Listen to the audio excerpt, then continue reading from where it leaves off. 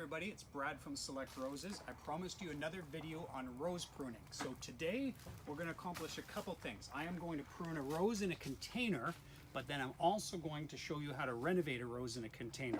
The rose we're pruning here is a Cordes variety called Winter Sun. It's a fantastic hybrid tea. Cordes down there is the breeder. They're German breeders that stopped spraying their test roses over 20 years ago. They have some of the most resistant roses on the market. So first we'll talk a bit about pruning. I'm not going to go through all the tools because we did that in the last videos. You may need to go back if you're not familiar with the tools and learn a little bit about them. So we have a hybrid tea that's branched out. We've left it, as you can see, over the winter. This is all of last year's foliage. This rose stayed in our cold frame. Sometimes we put them under the trees, anything to get them out of the elements, and they winter just fine. The new shoots are starting to come out, so it's the ideal time to prune it. We want to prune this rose by at least 50%, and then we also want to thin out the growth. So I'm going to go along here, do this as quick as I can, and we're going to thin out some of the shoots from the middle. We see our crossing stems there. We're going to thin all of those ones out, the middle of the plant. And you notice they always tell us you have to prune above a bud, and I guess that's a little bit important, so we'll try and look for where there's a bud. We're taking all of these stems off. Anything that's broken, any tiny twigs like this, we have to pull off. And I'm trying to bring this plant back into balance.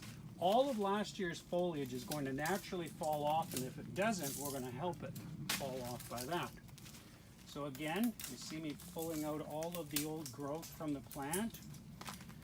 Whether we prune to an inward facing or outward facing bud is absolutely not important. Some of the books will tell you it is.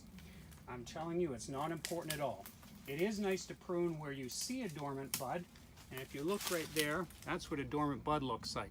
That's where a new stem is going to come out. Okay, so we have a few more shoots we're going to prune out of this plant. There's a new cane coming up in the middle of the bush. I'll scoot around to the back of the plant here. You'll see me just through the thickness of the plant. Notice we're taking off about half the growth. This Winter Sun is a fantastic cream to soft yellow hybrid tea, very resistant to disease. It makes tons of blooms, and one of the reasons why it's so good in a container is because compared to most hybrid teas, you look at the amount of branching we have on it. Fantastic looking plant, even if it doesn't have foliage on it. Drop all these off. My nice earth angels will come along later and pull all of the mess up that I leave behind here. We take off last year's foliage. The plant looks pretty balanced to me. There we go. We'll pull out that. How long has that taken us to prune the rose bush? 3 minutes. The last 3 minutes? That's not bad. I think they'll keep me on for a little while longer. There you go. That's all it takes to prune your average rose bush. 3 minutes. We've left plenty of stems on. We're going to get loads of new shoots this year.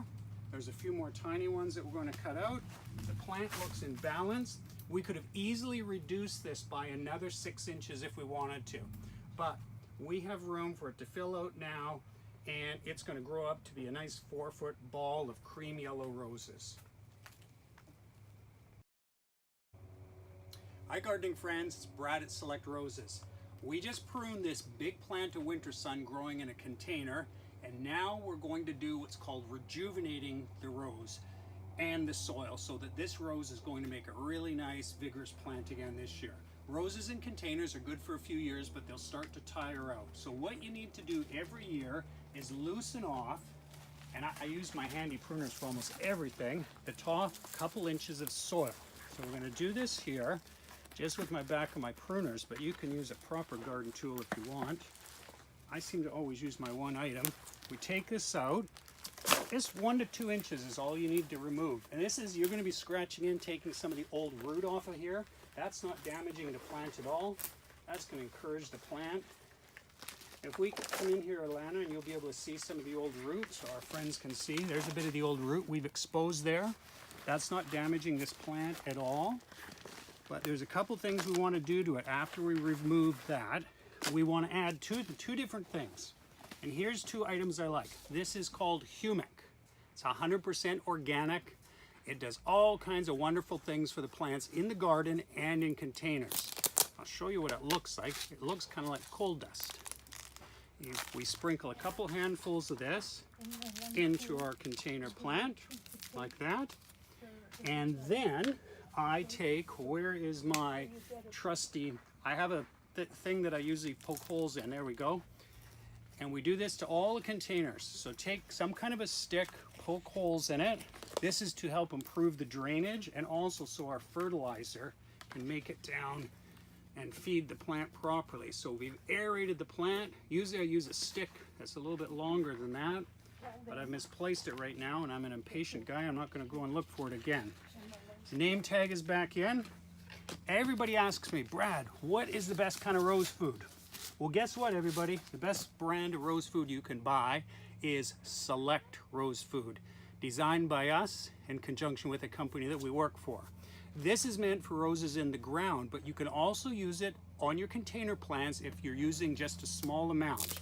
I'm going to show you what the amount when I say small amount. You've seen the size of the pot? So whatever fits into the palm of your hand, a small amount like that. This is a pretty strong food, so we're sprinkling just a little bit in for this large container. Ideally, what I would like you to do is buy from your favorite garden center. They will have some hanging basket food. They will have Osmocote, Nutricote, one of those foods that are meant to last 3 and 4 months. The reason I do both of them, this will give them a little bit of a quick boost right now after winter. And if you go and do the slow release feed, that will keep feeding them for several months after that. The other good thing to do is to feed them liquid fish fertilizer once in a while. Now, since we've removed some of the soil, we also need a top dress. So we'll take some of our compost. You see what I'm using here? This is my grandmother's coal scuttle. We use these when we're potting. My dad has to fix this one.